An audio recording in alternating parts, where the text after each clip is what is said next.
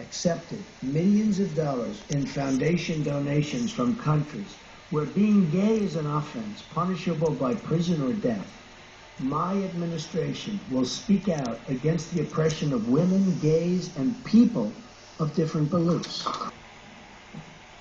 To defeat Islamic terrorism, we must also speak out forcefully against a hateful ideology that provides the breeding ground for violence and terrorism to grow.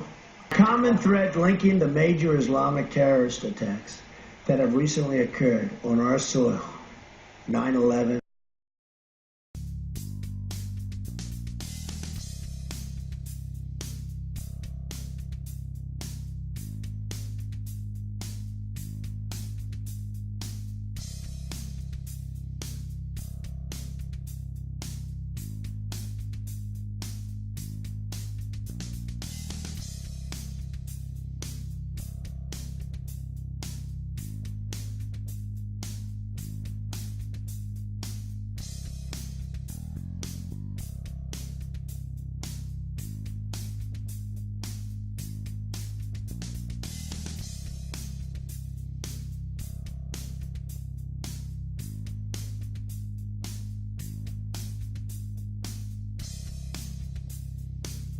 the Fort Hood shooting,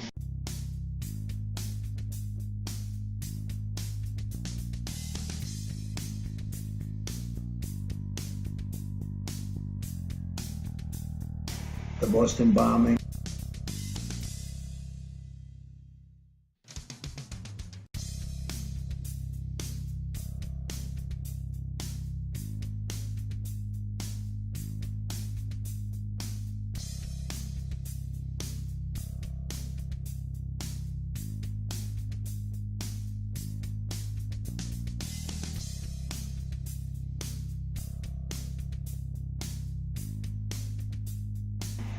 the San Bernardino attack,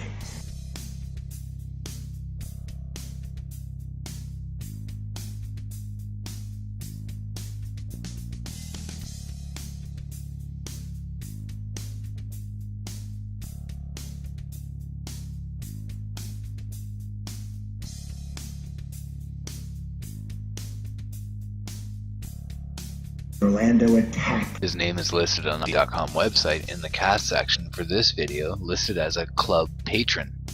Here's the link. Amazing. Here's the IMDb listing.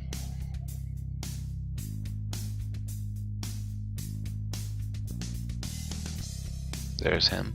Spirit of Orlando. He's a star in Spirit of Orlando shooting. Did you see Lou Bourbono? One of his videos was Spirit of Orlando shooting up 2015. That's pretty weird. It's a music video. It's pretty lame, but the title is strange because of this shooting happened. Agree more. Let's go see Spirit of Orlando shooting up 2015.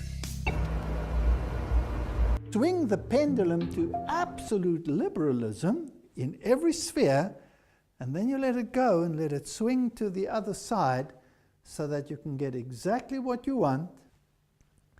Obama is the one who said the future must not belong to those who slander the Prophet of Islam.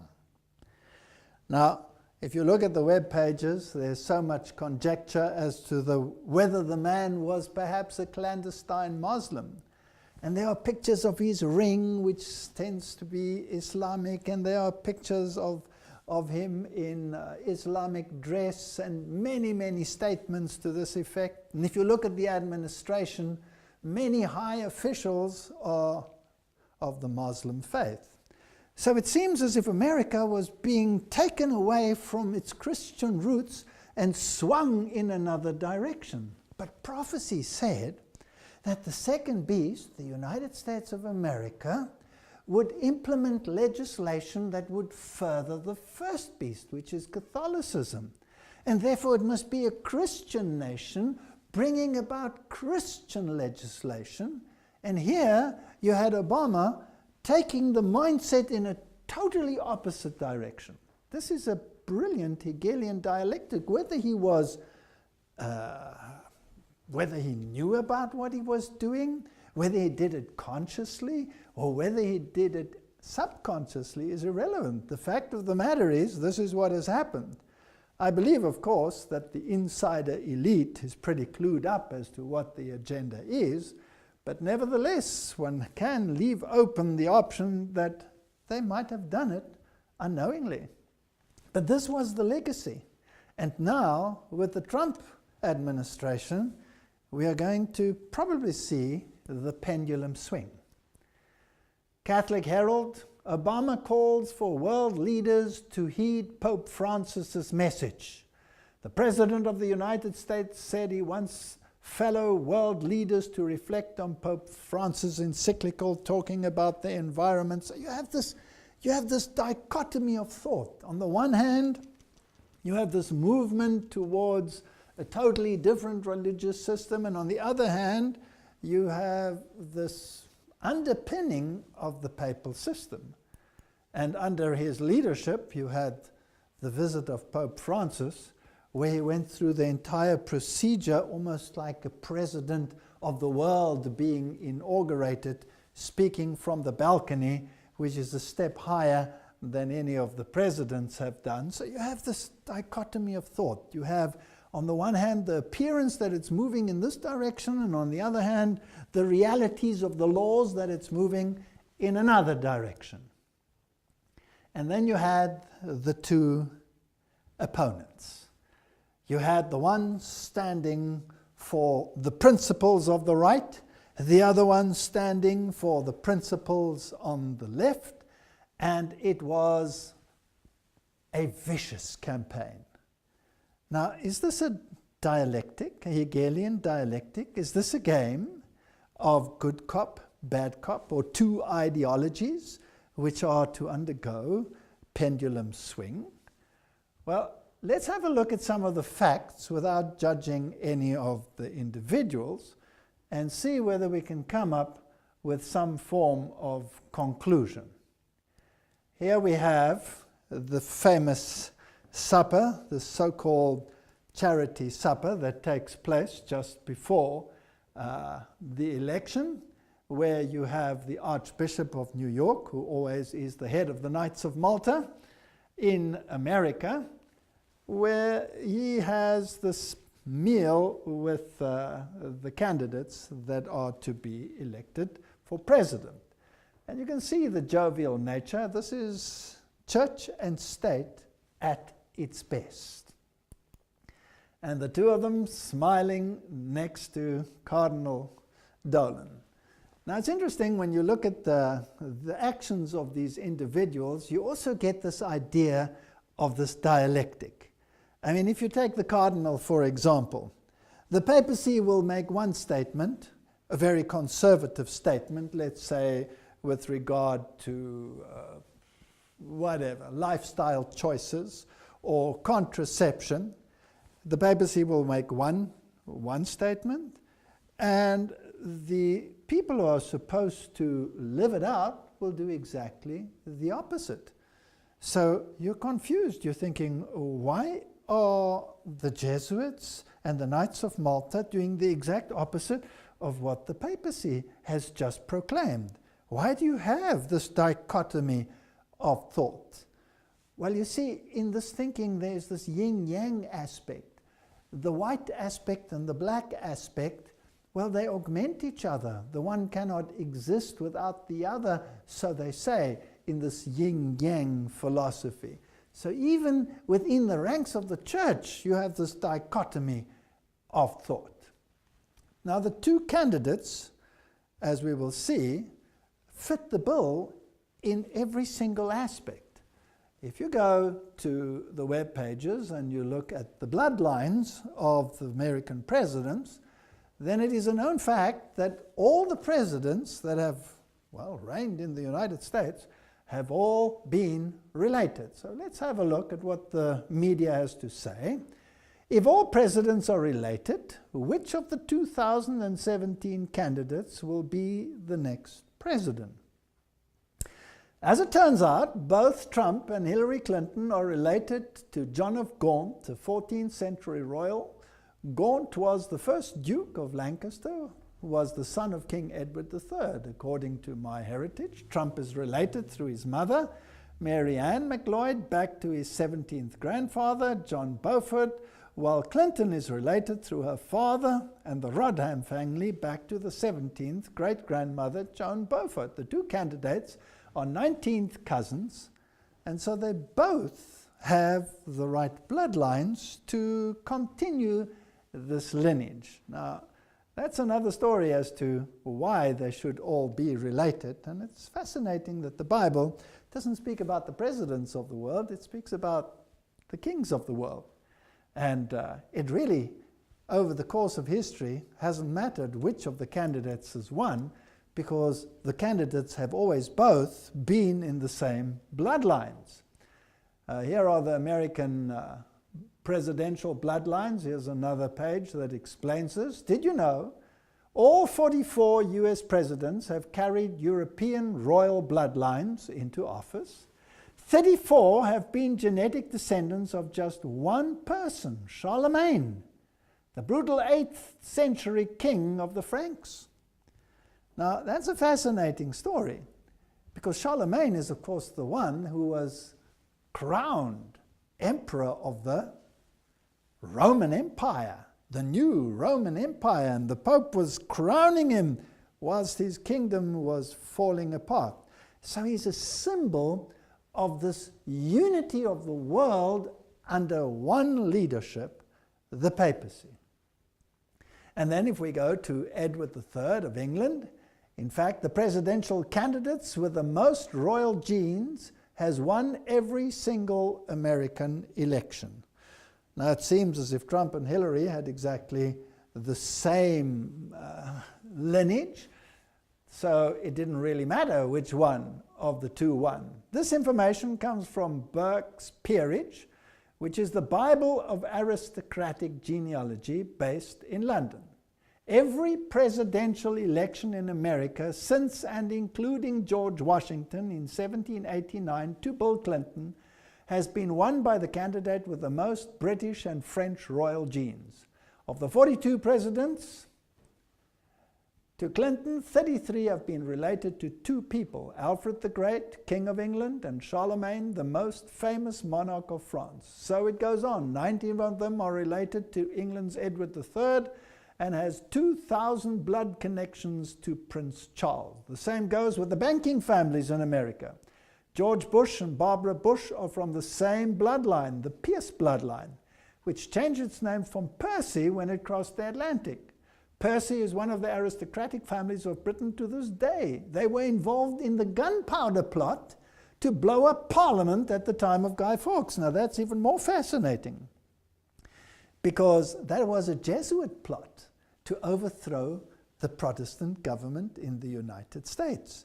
So if all these bloodlines belong to these individuals that overthrew Protestantism, well, that would be an interesting plot for the puppet masters to work on behind the scenes. But we're just looking at the facts, so let's continue. The Mail online predicted or showed that The Simpsons predicted a Donald Trump presidency, and it didn't end well. Time travel episode from 2000 featured broke nation relied on aid from China. Now, as we have seen in some of the previous series that we have made, The Simpsons the writers of The Simpsons are all probably insider individuals with more knowledge about what is going to happen in the world than most would deem possible. And as some candidates have said in the past, if something works out the way that it has worked out, it works out that way because it was planned that way. So there is that element, but there is also, of course, an element of luck maybe involved as well. Now, The Simpsons generally use many esoteric symbols in their productions, and they have been extremely accurate on a number of issues and have predicted many things that seemed unlikely or impossible years in advance. 9/11, being a case in point, the destructive events in the United States, and in their particular little issues, 16 years before this presidential election, they showed their character in the same dress as Hillary Clinton would be wearing, including the necklace, including the earrings, and that's rather fascinating. It's interesting that she actually wins the next election, but according to their scenario, Donald Trump would win the current election.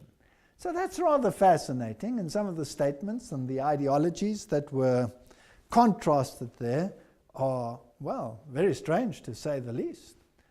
This comes from the year 2000, and they show Trump in his red tie and his jacket between the flags, and this happened in reality. So they're pretty accurate.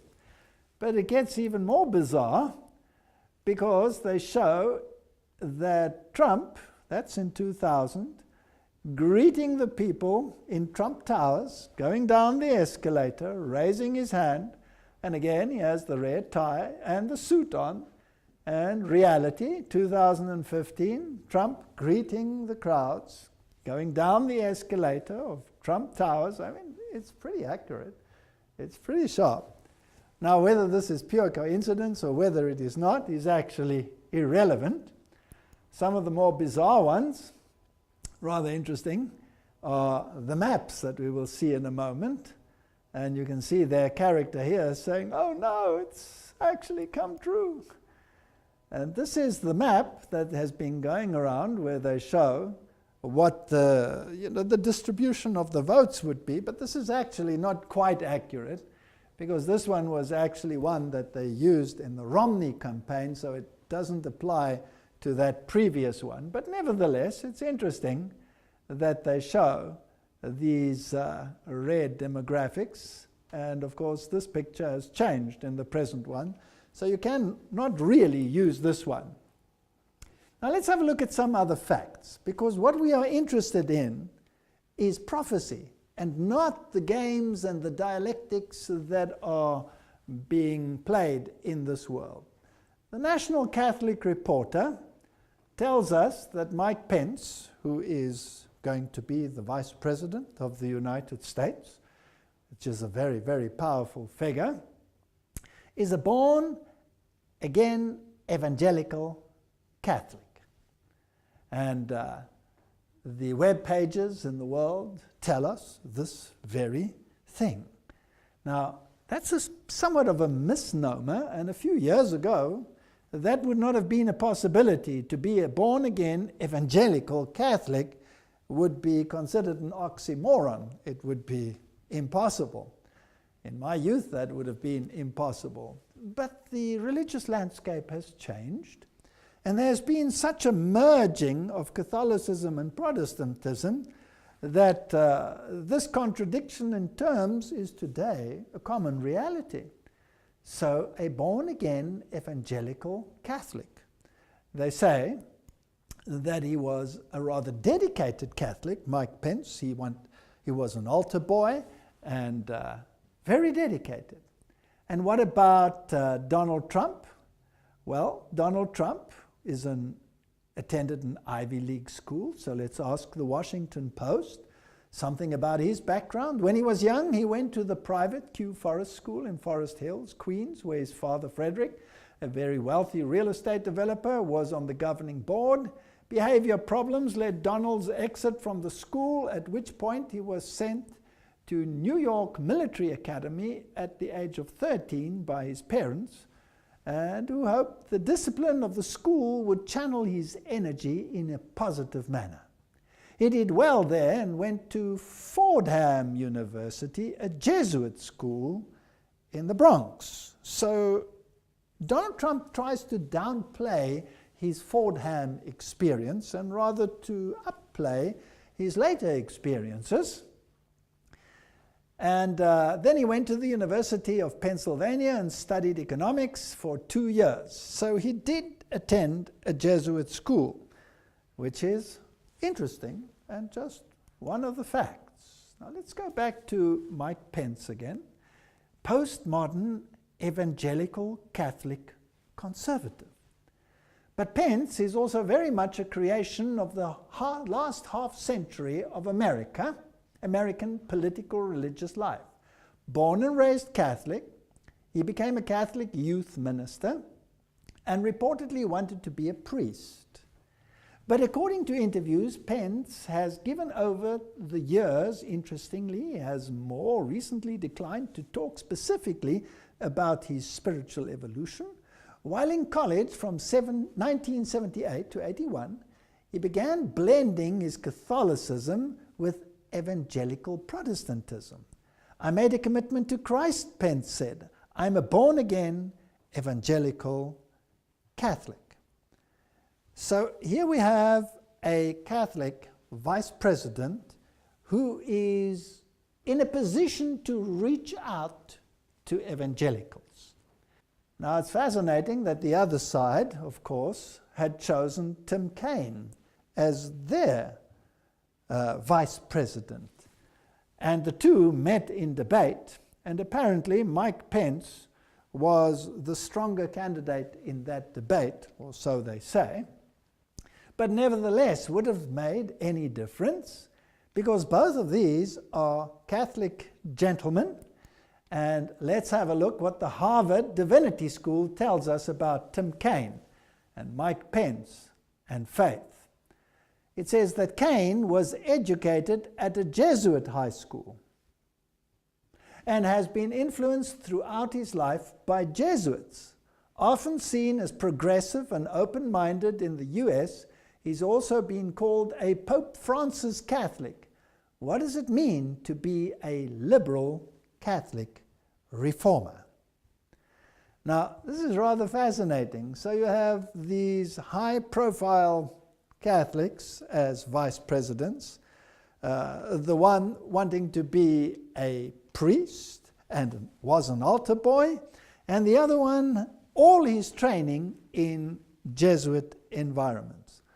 Now, it's interesting that the Jesuits themselves say, or Ignatius Loyola said, that if you have to choose sides, then a Jesuit can choose one side and represent it to the point of death, while a fellow Jesuit may choose the opposite side and defend that to the point of death. That is the Hegelian dialectic, and it's fascinating how it works. So it really wouldn't have mattered which one of these two would have become the vice president, and it really wouldn't have mattered which one of these two would have become president. Now, before I even talked about this, I thought that Hillary Clinton would probably fit the modern profile somewhat better, but I also said it doesn't matter which one of them wins. But now on reflection, it becomes rather interesting that it went the way it went. Now, in the discussion here with these people from Harvard, Donald Trump's running mate, Governor Mike Pence, described himself as a born-again evangelical Catholic. Is this an unusual faith mix? And what does this combination say about his public service? And the answer? I'm not quite sure what Governor Pence intends to affirm by a born-again evangelical Catholic. He comes from an Irish Catholic background, was raised as such during college, Indiana, Hanover College. He had an evangelical religious experience under the influence of a non-denominational group. However, in the following years, he still considered himself a Catholic, went to Mass, worked as a youth minister at a Catholic church, and even thought of becoming a priest. However, in the mid-1990s, he joined the Grace Evangelical Church, which is affiliated with the Evangelical Free Church in America. One could describe it as a Baptist denomination. It was, however, the church to which he started to take his family in Indianapolis. At that time, he described himself as a Christian, conservative, Republican, in that order. In this description, the word Catholic was not present. So, when we look at these two, they are both capable of fulfilling the prophetic agenda. Pope Francis calls for unity between evangelicals, Catholics, and he said that division is the work of the devil. So they had to be brought together. So Pence is actually the perfect one, because he is both Catholic and evangelical and can bring them together. Pope Francis has called for unity amongst evangelicals, Catholics, and Christians from other denominations, emphasizing that we are one in Christ and warning that division between the groups is the work of the devil. Division is the work of the father of lies, the father of discord, who does everything possible to keep us divided, Francis said in a video message to a gathering sponsored by the John 17 movement. Now, the John 17 movement was a movement to gather all the evangelicals under one umbrella, under the papacy, or together with the papacy. Charisma News gives a very interesting insight. It tells us that Kenneth Copeland laid hands on Donald Trump and prayed over him. This is fascinating. Well, Charisma News is a very prominent journal. Earlier this month, we reported how Paula White set up an invitation-only meeting between the Republican presidential candidate Donald Trump and evangelical pastors. That meeting happened this week, and plenty of Pentecostals were there to lay hands on the billionaire, make declarations of his life, and pray. Beyond Paula White, also present were Kenneth and Gloria Copeland, and then another whole host of very prominent evangelical leaders. Where is this heading towards? Are we heading towards a union of church and state? Now, what is Donald Trump? Well, let's have a look. Religious News Services says, is Donald Trump now a born-again Christian? And when I read what the journal Christianity Today had to say about Donald Trump, about his remarks and his anti-woman statements and his wild statements, then they were, well, less than pleased, it seems. And now, afterwards, they're all scattering and trying to come together on these issues. Donald Trump has described himself as a Presbyterian and Protestant, a Sunday church person, which is very fascinating, and a collector of Bibles. Now, the presumptive Republican presidential nominee reportedly can add born-again Christian to that list too, according to one of the members of Trump's new Evangelical Advisory Board. So here you have a Sunday-keeping Protestant. Now, if you're going to reach out to the religious community and bring them together, wouldn't it be interesting if the Protestant reaches out to the Catholics and the Catholics reaches out to the Protestants? Then you would have a perfect mix. But I found this rather interesting, and an interesting mix, because by some of his statements, it is hard to imagine that all of this is, perfect truth. Now, this was the statement that Donald Trump made to the Catholic world. Catholics are an important part of the American story. America has been strengthened by hardworking Catholics. From New York to California, the Catholic story is truly unique, and it's a great story. From marching for civil rights to educating millions of children, serving the poor, and helping define the pro-life movement, clergy and lay Catholics across the country have made countless contributions to the American success and the American success story. Washington politicians have been hostile to the church. They have been hostile to Catholics. They have been hostile to the members of Catholicism.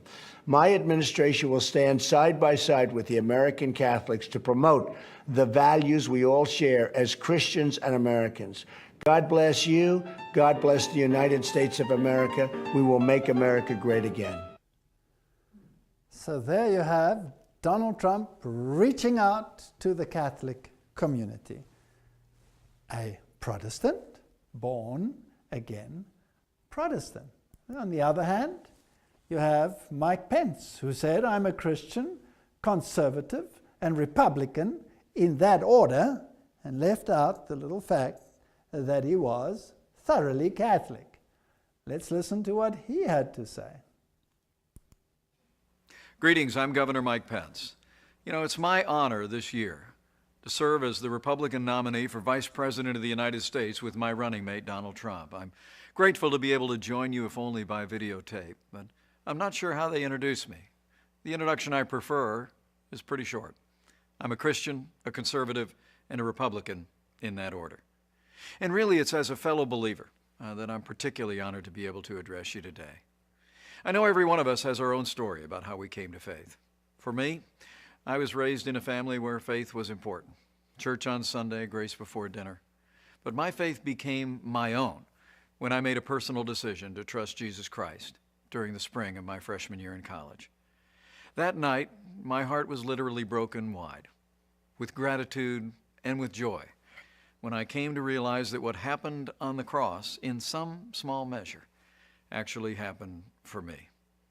And I know all of you in the room share that same passion and that same sense of gratitude for what was done on our behalf. Years later, my faith has been tested, relied on more times than I could possibly count. All I know for sure today is I need him more than ever. And he's really the center of my life and the center of my family's life. You know, God's love really eclipses our failings, and as always, he's been a source of renewal and strengthening for this nation and for people of faith throughout our history. In these troubled times, I believe we stand at a turning point, when those who cherish faith, those who cherish freedom, those who cherish the sanctity of life and all the liberties enshrined in our Constitution should step forward and heed the call to action. I joined Donald Trump on the Republican ticket because I believe he has the right leadership and the right vision to make America great again. President Donald Trump will appoint justices to the Supreme Court who will uphold our Constitution and the rights of the unborn. Donald Trump will also sign into law legislation that will free up the voices of faith all across this country by repealing what's come to be known as the Johnson Amendment.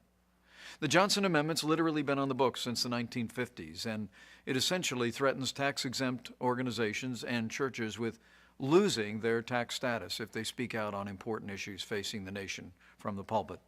Donald Trump and I are both committed to work with renewed Republican majorities in the House and the Senate to repeal the Johnson Amendment once and for all.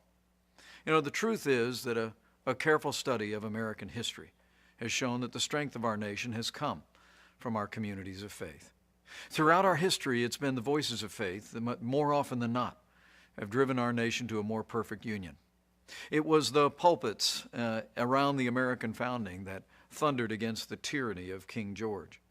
It was the pulpits around America that spoke of the evils of slavery and brought an end to the scourge of slavery in America, even through a great civil conflict. And it was voices of faith and communities of faith that transformed our nation through the civil rights movement in our own lifetime, and we're a better nation for it. The choice today for all of us, though, could not be more clear. I've never seen a more dramatic choice in a national election in my lifetime. I truly do believe we're come to a time for choosing. And I think it's a time in the life of our nation when people who cherish life, when people who cherish our liberties, when people who cherish the great traditions that are enshrined in our Constitution should come together and support Donald Trump and our agenda to make America great again. In these troubled times at home and abroad, challenging times for American families, I'd like to encourage you to do one more thing, and that is to bow the head and bend the knee in the days that remain in this election. Pray for our country. But as you do so, please pray as Lincoln said was his prayer. Not so much that God would be on our side, but that we would be, in his words, on God's side. Because I truly do believe in my heart of hearts that what's been true for millennia is still true today. That if his people, who are called by his name, will humble themselves and pray, he'll again do as he's always done throughout the storied history of this nation. He'll hear from heaven, and he'll heal our land, this one nation under God, indivisible, with liberty and justice for all. Thank you for giving me the opportunity to address you today. May God bless you, your families, this community of faith, your church, and may God continue to bless the United States of America.